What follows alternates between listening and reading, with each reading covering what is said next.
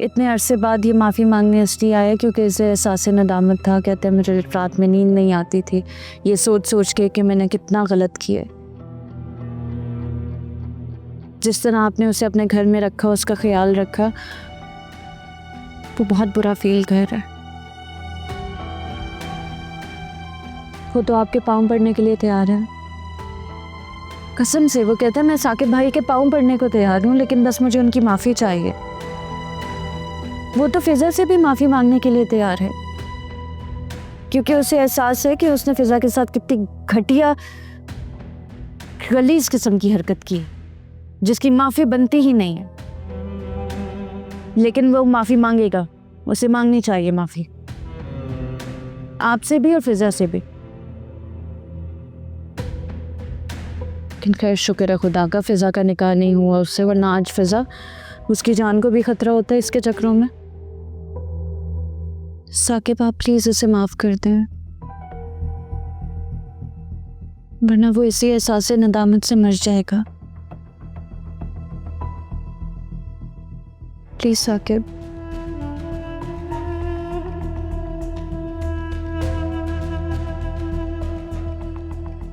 Please आप मेरी बात मान लें।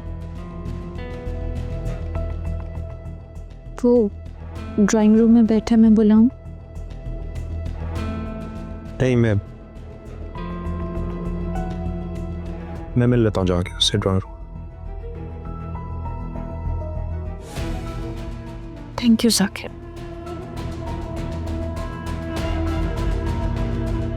आप पहले सुकून से चाय पिए,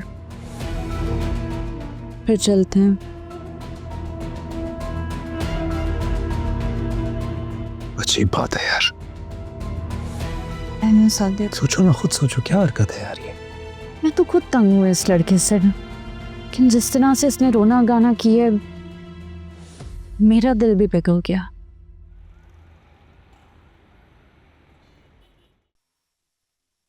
साकिब भाई मुझे माफ कर दें, खुदा के लिए मुझे माफ कर दें।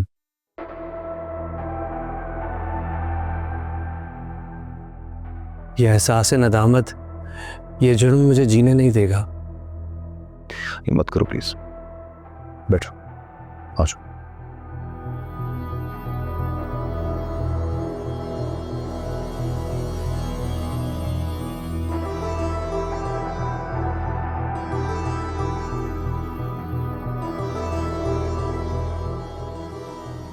साकिब भाई मैं जानता हूं मैं बहुत बुरा हूं, बहुत घटिया और बहुत ही कमीना इंसान हूं, मगर मैंने आप लोगों की जिंदगियां बचाने के लिए अपनी जिंदगी, अपना फ्यूचर, सब कुछ दांव पे लगा दिया।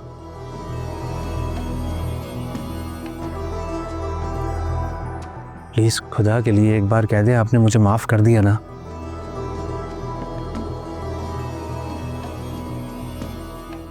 बस राशिद, साकिब बहुत सेंसिटिव और रहमदिल इंसान है, और तुम्हारे लहजे में बहुत सच्चाई है, तुम्हारे चेहरे पे नदामत है। साकिब तो वैसे ही मुतासिर हो जाते हैं उन लोगों से जो खुद अपनी गलती का एतराफ़ करें।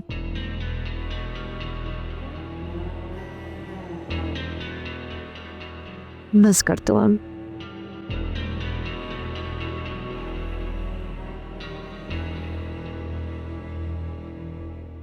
रानी तुम बहुत खुशकिस्मत हो,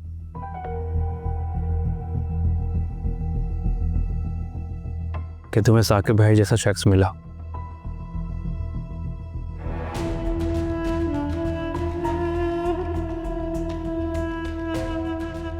और मैं इतनी बदकिस्मत, मैं इस फैमिली का हिस्सा नहीं बन पाया।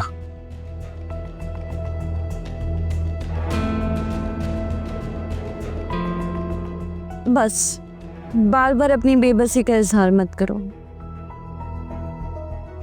हमें भी अच्छा नहीं लगता। क्यों साकिब?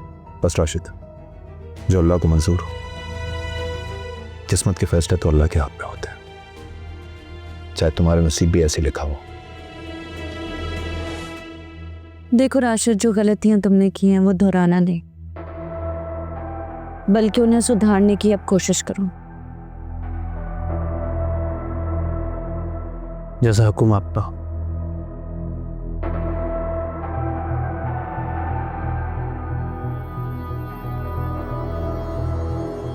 चाय चाय पियोगे?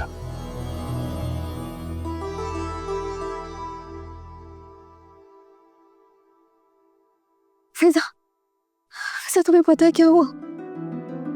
भाई ने माफ कर दिया राशिद को, उसे माफी मिल गई है। क्या? भाई उसे कैसे माफ कर सकते हैं? पता नहीं फिजा, मैं बहुत परेशान हूँ। अब वो बंदा अब यहीं रहेगा? वो इतना घटिया इंसान, इतनी मुश्किल से उससे जान छूटी थी और अब फिर वो हमारे सर पे आके बैठ जाएगा? नहीं, भाई उसे इतनी आसानी से माफ नहीं कर सकते। मैं भाई से बात करने जा रही हूँ। नहीं नहीं, प्लीज तुम मत जाना फिजा। तुम्हें लगता है वो तुम्हारी बात सुनेंगे? ना भाई ये सुनेंगे और ना भाभी ये होने देंगी। जिनकी नज़रों में हम बुरे हैं ना, हमेशा बुरे ही रहेंगे। लेकिन मैं आज भाई से बात ज़रूर करूंगी। उसे माफ़ी देने का मतलब ये है कि वो आदमी फिर से इस घर में रहेगा और भाभी के साथ मिलकर हमारे खिलाफ साजिशें करेगा। ये मैं बर्दाश्त नहीं कर सकती। जा रही हूँ मैं भाई से बात करने, आज कुछ भी हो जाए। अब नहीं छोड़ूंगी इसे, देखना। वो तो शुक्र है साकिब ने मुझे माफ़ कर दिया, वरना लेकिन मैंने तो तुम्हें माफ़ नहीं किया, तुम मेरे मुजरिम हो। फिजा, मैं तुमसे माफ़ी चाहता हूँ, प्लीज़ मुझे माफ़ कर दो। मैं जानता हूँ मैं तुम्हारा मुजरिम हूँ, लेकिन ये सब कुछ मैंने जानबूझ के नहीं किया। तुम भले मुझे कोई सज़ा दे दो, लेकिन मुझसे नाराज़ मत होना। तुम्हें पता है, जब से मैं यहाँ से गया हूँ एक पल सुकून का नहीं गुजारा, हमेशा तकलीफ़ में ही रहा हूँ। देखो कैसे माफी मांग रहा है तुमसे, माफ कर दो इसे, सुन लो इसकी बात। आप तो कहेंगी आपका रिश्तेदार जो है ये, और शादी वाले दिन छोड़कर तो ये मुझे भागा था ना। जो शर्मिंदगी मुझे और साकिब भाई को इसके भागने की वजह से उठानी पड़ी, हम वो कैसे भूल सकते हैं? मैं तो नहीं भूल सकती। फिजा, मैं जानता हूँ मैं तुम्हारा गुनहगार हूँ, इसलिए मैं हर सज़ा के लिए तैयार हूँ। तुम चाहो तो मुझे गोली मार दो, लेकिन प्लीज़ मुझे तुम में और तुम्हारी माफ़ी में कोई इंटरेस्ट नहीं है। बेहतर ये होगा कि तुम यहाँ से चले जाओ।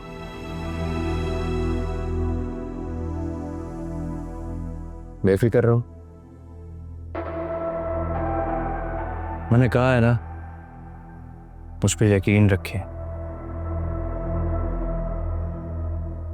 इसे तो मैं अपना बना के रहूंगा, तुम्हारी भाभी नहीं बनने दूंगा इसे मैं। हाँ, लेट्स सी कि तुम क्या करते हो। फिलहाल सुकून से बैठो और सोचो कि आगे करना क्या है।